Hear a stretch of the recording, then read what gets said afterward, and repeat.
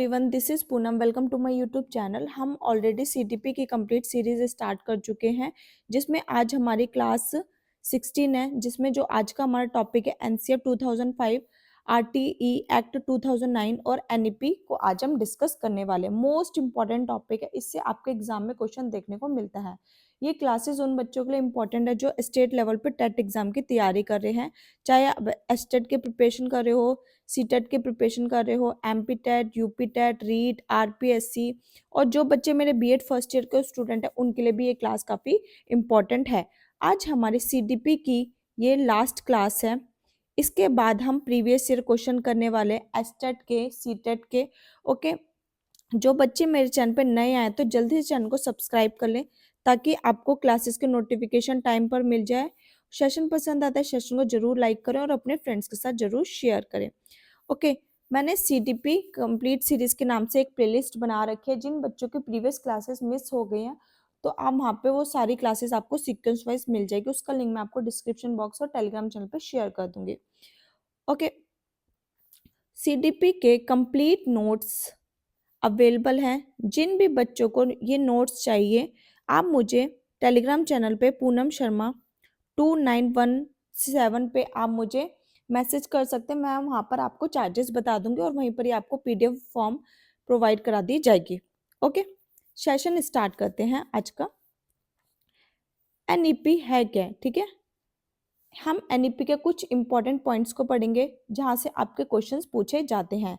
तो एनईपी सबसे पहले शिक्षा नीति हमारी 1968 में आई थी, फिर बाद में हमारी 1986 आई, फिर 34 वर्षों बाद हमारी एनईपी 2020 आई। ठीक है, इसके लिए एक समिति बनाई गई। ठीक है, कस्तूरी रंगन समिति बनाई गई। ठीक है, समिति का गठन हुआ। ठीक है, और फिर इसका नाम बदल के शिक्षा मंत्रालय रखा गया। ठीक है, जो शिक्षा मंत्रालय नाम रखा गया था वो मानव संसाधन एवं विकास मंत्रालय को चेंज करके रखा गया, हमारा शिक्षा मंत्रालय हो गया। ठीक है, अब इससे सबसे बड़ा चेंज हुआ क्या, जो पहले आपकी जो शिक्षा नीति थी वो 10+2 थी, इसको चेंज किया गया। अब जो आपकी शिक्षा नीति आई है 5+3+3+4 आई है। ठीक है, इसको हम आगे चल के डिटेल में अच्छे से डिस्कस करेंगे। ओके, सरकार द्वारा उल्लेखित राष्ट्रीय शिक्षा नीति 2020 के सिद्धांत है। पहला क्या है, फ्लेक्सिबिलिटी होनी चाहिए, लचीलापन होना चाहिए। ठीक है, जो भी हमारा करिकुलम है, जो हम इवेल्यूशन करते हैं, बच्चों का आकलन करते हैं, उसमें कठोरता नहीं होनी चाहिए। ठीक है, उसमें हम क्या कर सकते हैं, चेंजेस कर सकते हैं, उसको लचीला बनाना चाहिए। ठीक है, फिर हम सेकंड पॉइंट है आपका no hard separation between subject curriculum co curriculum activity, शैक्षिक एवं गैर शैक्षिक गतिविधियां आपस में जुड़ी हों। ठीक है, जो भी हम बच्चों को काम करा रहे हैं, ठीक है, ठीक है, तो वो सब क्या होना चाहिए, जुड़ा होना चाहिए। ठीक है, जैसे कि हमारा कॉग्निटिव, इफेक्टिव डोमेन और साइकोमोटर, ठीक है, ये सब क्या आपस में जुड़े हुए। तो इसी तरीके से हमारा जो करिकुलम है वो भी आपस में जुड़ा होना चाहिए, एक दूसरे से अलग नहीं होना चाहिए। ठीक है, फिर हमें मल्टी डिसिप्लिनरी अप्रोच का प्रयोग करना चाहिए, बहुविषयों का।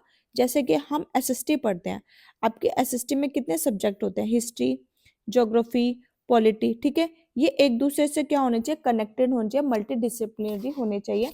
और जब हम मैथ्स पढ़ते हैं तो मैथ्स में क्या क्या होता है आपका, रेखा गणित होता है, अंक गणित, तो ये वो क्या है, सिर्फ नाम अलग है लेकिन आपस में वो जुड़े हुए हैं। ठीक है, उसके बाद है बच्चों को हमें कंसेप्चुअल अंडरस्टैंडिंग करानी चाहिए, बच्चों के अंदर हमें संकल्पात्मक समझ बनानी चाहिए। ये नहीं कि हम बच्चों को रटा रहे हैं, चीज़ों को रटाने की जगह हमको बच्चों को कॉन्सेप्ट पढ़ाना चाहिए और कॉन्सेप्चुअल लर्निंग पे, अंडरस्टैंडिंग पर जोर देना चाहिए।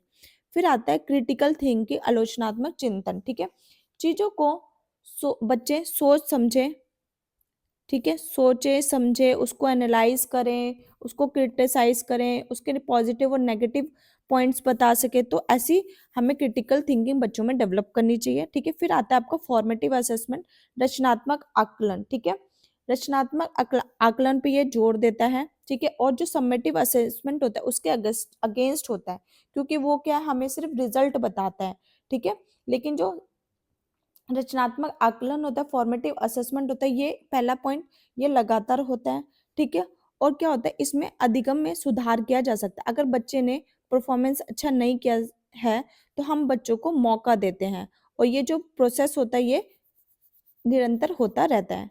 अब आता है आपका 360 डिग्री असेसमेंट, हर एक पक्ष का आकलन। ठीक है, इसमें हम बच्चे का हर एक पक्ष का आकलन करते हैं, चाहे उसका कॉग्निटिव हो, ठीक है, संज्ञानात्मक हो, इफेक्टिव हो, भावात्मक हो, ठीक है, फिर साइको मोटर क्रियात्मक हो। हम तीनों पक्षों का आकलन करते हैं। फीचर्स ऑफ एनईपी 2020, ठीक है, एनईपी 2020 की क्या क्या विशेषताएं। पहला क्या है, क्वालिटी, क्वालिटी होनी चाहिए, गुणवत्ता होनी चाहिए। सेकंड आपका अफोर्डेबिलिटी, ठीक है, शिक्षा ऐसी होनी चाहिए जो हर कोई अफोर्ड कर सके, ठीक है, अगर महंगी होगी तो कोई भी अफोर्ड नहीं कर पाएगा। इक्विटी, समता होनी चाहिए, ठीक है, क्षमता के अनुसार शिक्षा के समान अवसर प्रदान करना, ठीक है। एक्सेस, पहुंच, सबके पहुंच होनी चाहिए। अकाउंटेबिलिटी, जवाबदेहिता होनी चाहिए, ठीक है। अगर बच्चा सीख नहीं पा रहा है, ठीक है, या बच्चा स्कूल नहीं जा पा रहा है, ठीक है, बच्चे को कहीं भी डिफिकल्टी होती है, तो किसको जवाब लेंगे हम, तो वो क्या होनी चाहिए, कमेटी होनी चाहिए, ठीक है, टीचर होना चाहिए, प्रिंसिपल होना चाहिए, ठीक है। फिर उसके बाद हमारा आता है टीचर स्टूडेंट रेशो, ठीक है। अब आपका फ्री एजुकेशन एक्ट आया था, ठीक है, जो 6 से 14 वर्ष के लिए फ्री एजुकेशन होनी चाहिए, ठीक है, आरटीओ एक्ट। उसमें बोला गया है कि टीचर स्टूडेंट रेशो होना चाहिए, ठीक है, 30 बच्चों पे एक टीचर होनी चाहिए, और जो पिछड़े एवं विशिष्ट बालक है उन पर 25 बच्चों पे एक टीचर होनी चाहिए, ठीक है। फिर आपका 5334 3 to 18 ईयर्स के लिए आया गया है, जिसमें पहले 5 साल बच्चे, ठीक है, 3 वर्ष तक खेलेंगे, फिर उसके बाद फर्स्ट सेकंड क्लास करेंगे, फिर 3 वर्ष तक वो थर्ड फोर्थ फिफ्थ क्लास में होंगे, फिर नेक्स्ट 3 ईयर्स के लिए वो 6th 7th 8th क्लास में होंगे, फिर लास्ट 4 ईयर्स के लिए वो बच्चे 9th 10th 11th 12th class में होंगे, ठीक है। ये आपका एनईपी के अकॉर्डिंग न्यू एजुकेशन पॉलिसी आई थी। फिर आता है हमारा एनसीएफ 2005, ठीक है, जो एनसीएफ है 2005 रटन प्रणाली के विरुद्ध और इसके खिलाफ है, क्योंकि बच्चों को हमें रटाना नहीं है, रोड लर्निंग नहीं करानी है, बल्कि बच्चे स्वयं से ज्ञान का निर्माण करें, तो हमें कंस्ट्रक्शन पे जोर देना चाहिए, ठीक है, देता है एनसीएफ। एनसीएफ 2005 बिना बोझ के शिक्षा देने पर जोर देता है। तो एनसीएफ का मेन थीम ही क्या है कि लर्निंग विदाउट बर्डन, ठीक है। तो एनसीएफ 2005 के 5 मार्गदर्शी सिद्धांत है, 5 इसके गाइडलाइंस है। पहला है शिक्षा को स्कूल के बाहर के जीवन से जोड़ना, ठीक है, जो भी हम बच्चों को शिक्षा दे रहे हैं उसको रियल लाइफ से जोड़ें, ताकि बच्चा क्या करे, उसे रियल लाइफ में प्रयोग कर सके। शिक्षा को रटन प्रणाली से मुक्त करना, बच्चों को रोड लर्निंग नहीं करानी है हमें, ठीक है, बच्चों को रटाना नहीं है, बच्चों को फ्री छोड़ना है कि वो हर तरीके से बच्चा सीख सके, ठीक है। ऐसा ना हो कि शिक्षक केवल पुस्तकों तक ही रह जाए, हमें ऐसा नहीं करना है कि बच्चों को सिर्फ पुस्तकी ज्ञान देना है, हमें बच्चों को बाहरी ज्ञान भी देना है, और किसके द्वारा देना है, एक्टिविटी के माध्यम से, कि बच्चे खुद से ज्ञान का निर्माण करें, ठीक है, बहुत सारे एक्सपेरिमेंट करें, एक्टिविटीज करें, ठीक है। फोर्थ है आपका परीक्षा प्रणाली को लचीला बनाया जाए तथा कक्षा की गतिविधियों से जोड़ा जाए। जो परीक्षा प्रणाली होती है, एग्जाम सिस्टम होता है, उसको फ्लेक्सिबल बनाया जाए, ठीक है, और जो हम पास फेल करते हैं इस ये नहीं होना चाहिए, ठीक है, और क्लास को हमें गतिविधि से जोड़ना चाहिए, ठीक है, ये एनसीएफ कहता है। शिक्षा द्वारा राष्ट्र हित का माहौल बनाया जाए, ठीक है, जो भी हम बच्चों को एजुकेशन दे रहे हैं वो हमारे इंडिया नेशन के विरुद्ध नहीं होना चाहिए, ताकि जिससे हमारे देश में क्या बने, शांति बनी रहे, ना कि बच्चे डिस्क्रिमिनेट भेदभाव करें, ठीक है। फिर एक कक्षा में पसरा हुआ सन्नाटा अधिगम का सूचक नहीं होता, अगर कक्षा में साइलेंस है, कोई भी कुछ बोल ही नहीं रहा, तो ये क्या है, एक अच्छा सूचक नहीं माना जाता अधिगम का, बल्कि कक्षा में क्या होना चाहिए, डिस्कशन होना चाहिए, एक्टिविटीज होनी चाहिए, बच्चे एक दूसरे से बातचीत करें, ग्रुप डिस्कशन होना चाहिए, ये सब होना चाहिए। एनसीएफ 2005 के अनुसार अधिगम अपने स्वभाव में सक्रिय एवं सामाजिक है। एनसीएफ 2005 के अनुसार बाल केंद्रित शिक्षा करता है कि बच्चों की आवाजों या उनके अनुभवों को वरीयता देना है, ठीक है, बच्चों के जो भी एक्सपीरियंस होते हैं उनको आपको सुनना है, ठीक है, ना कि आपको उनको अवॉइड करना है, ठीक है। बच्चा कुछ भी अपने घर से ज्ञान लेकर आ रहा है, ठीक है, कुछ भी अपने एक्सपीरियंस लेकर आ रहा है, बाहर के एक्सपीरियंस लेकर आ रहा है, तो टीचर को उसको सुनना चाहिए और उस पर जवाबदेहिता देनी चाहिए। एनसीएफ 2005 मातृभाषा द्वारा प्राथमिक स्तर पर शिक्षा देने का समर्थन करता है। एनसीएफ कहता है कि जो बच्चों को प्राइमरी लेवल पे एजुकेशन दी जाए उनकी मदर टंग में एजुकेशन दी जानी चाहिए, ठीक है, क्योंकि इससे अधिगम स्वाभाविक वातावरण में होता है तथा इसके आगे त्रिभाषा फॉर्मूला अपनाने को कहता है। अब त्रिभाषा फॉर्मूला होता क्या है, ठीक है, त्रिभाषा फॉर्मूला इसके अंदर बच्चे का जो उसकी रीजनल लैंग्वेज है, ठीक है, जो उसकी मातृभाषा है, ठीक है, क्षेत्रीय भाषा है, उसमें शिक्षा देनी चाहिए। फिर उसकी हिंदी लैंग्वेज होगी और फिर एक कोई बाहरी विदेशी लैंग्वेज या बाह्य लैंग्वेज होगी, ठीक है। जैसे कि मेरी मातृभाषा हिंदी है, फिर मैं हिंदी, फिर मेरी सेकेंडरी लैंग्वेज क्या है, इंग्लिश, फिर उसके बाद कोई भी एडिशनल लैंग्वेज संस्कृत हो सकती है, आपके फ्रेंच हो सकते हैं, कोई भी लैंग्वेज हो सकती है। अब ये जरूरी नहीं है कि मेरी हिंदी है तो आप लोगों की भी हिंदी होगी, किसी की बंगाली होगी, किसी की मराठी होगी, ठीक है।